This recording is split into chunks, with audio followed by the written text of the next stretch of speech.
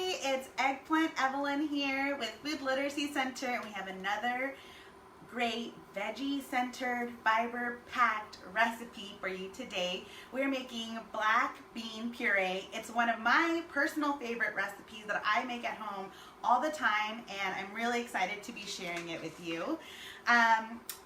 You can always find our recipes and our supply list at foodliteracycenter.org. And I'm going to just make sure my volume is all the way up.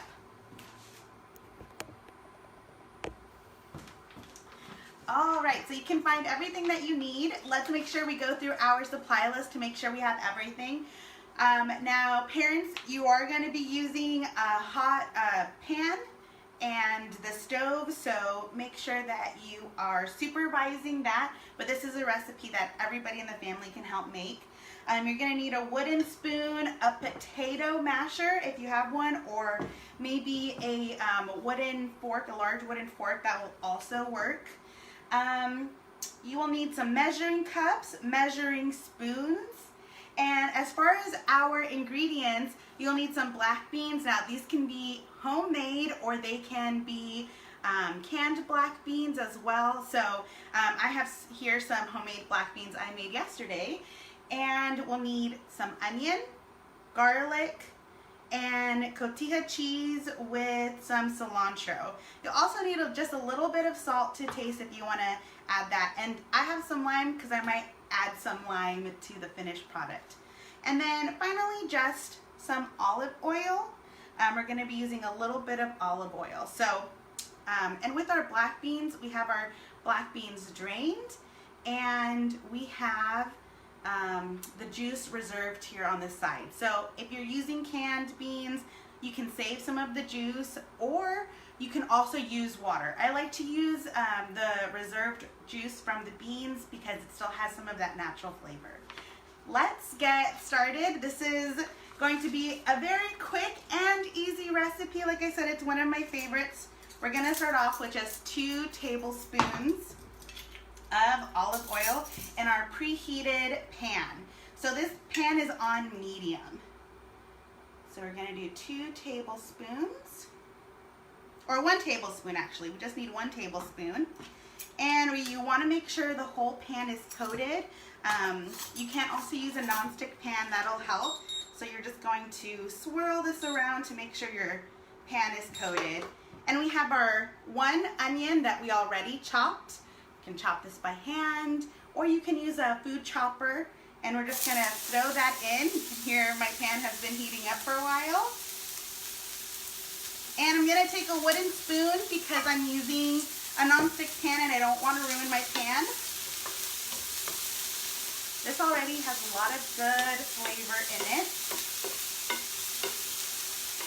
We're using a red onion, but you can use white onion or yellow onion.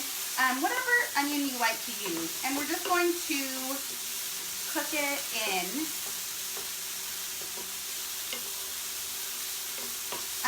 Now you can also add garlic if you like a little bit of garlic.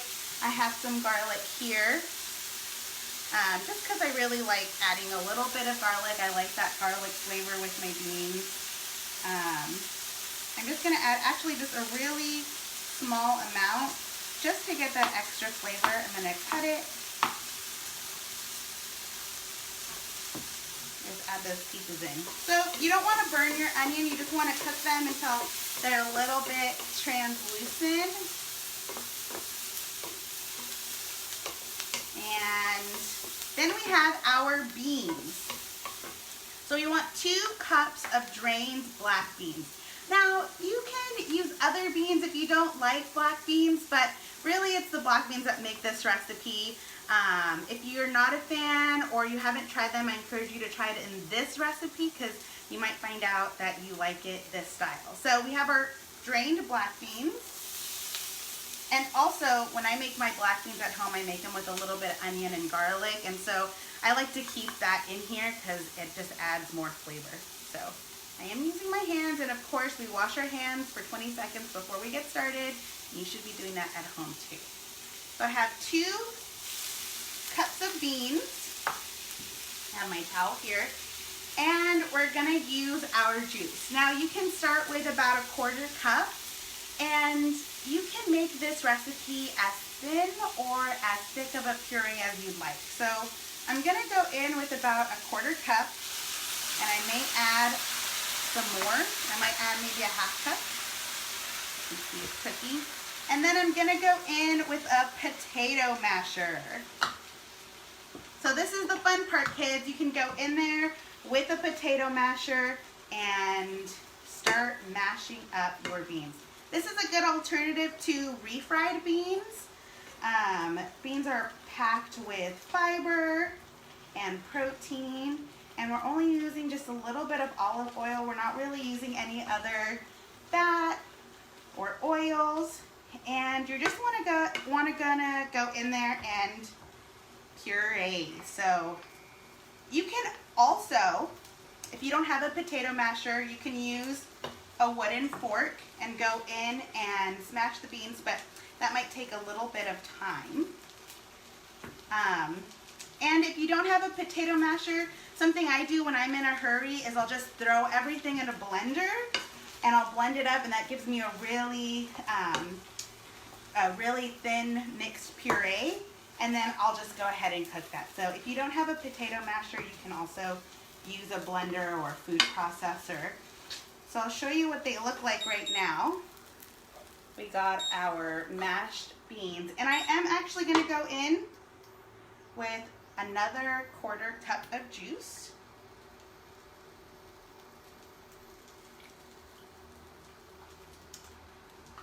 Just to thin it out a little bit and really get this mix into a puree. Now, when you use a potato masher, it's going to be a little bit chunky, a little rustic, and it doesn't take that long to cook, which is great because we're using already cooked beans.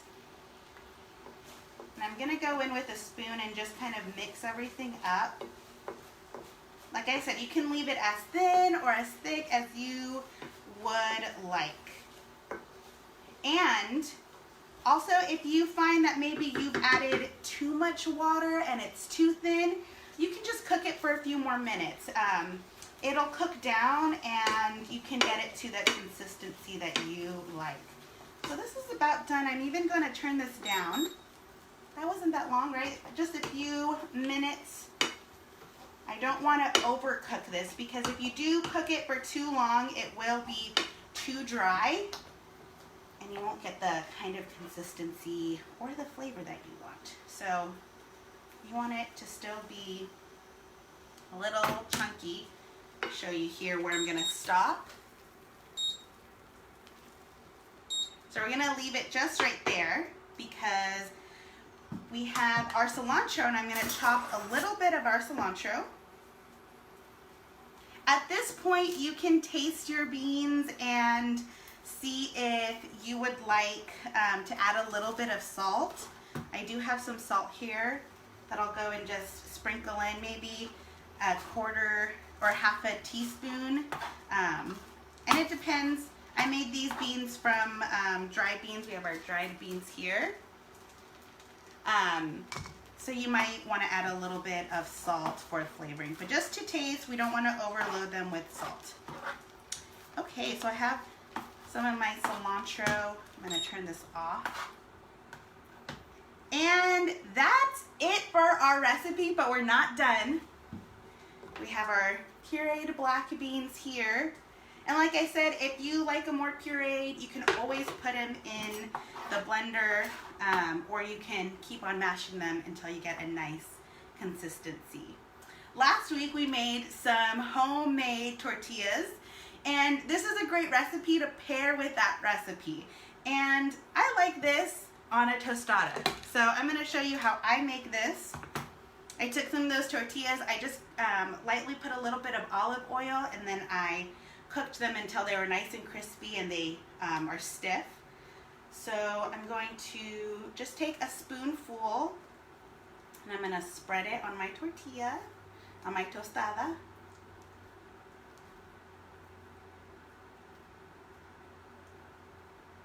Get them nice and coated. I'm gonna take this one too, because why not? And this is a great recipe. You can use it as a side. You can use it as a dip. Maybe you like a nice black bean dip. You can make it into tacos. You have a picture of how you can make it into tacos, or you can make them into tostadas. So we have the black beans on our tortilla. I'm going to add a little bit of the red onion that I saved. I'm going to top these off. Next, I'm going to go in with some of that cilantro that I chopped. And I'm going to add some of the delicious cotija cheese.